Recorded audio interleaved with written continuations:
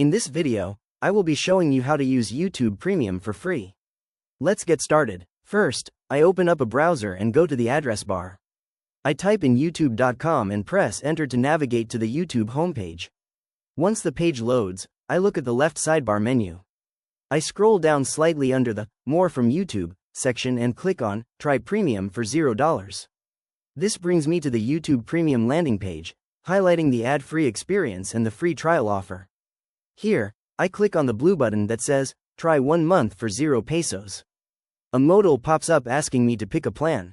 It shows options like Premium Lite and Regular Premium. I review the plan details and then click the blue, Try 1 month for 0 pesos button at the bottom right.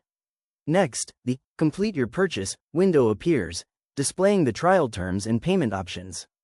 I select Add Credit or Debit Card as my payment method. A new screen opens up prompting for the card details, including the card number, expiration date, security code, and cardholder name. After entering the necessary information into the fields, I click on the Save Card button at the bottom to finalize setting up the free trial. If you found this walkthrough helpful, please consider liking the video and subscribing for more quick tips and tutorials.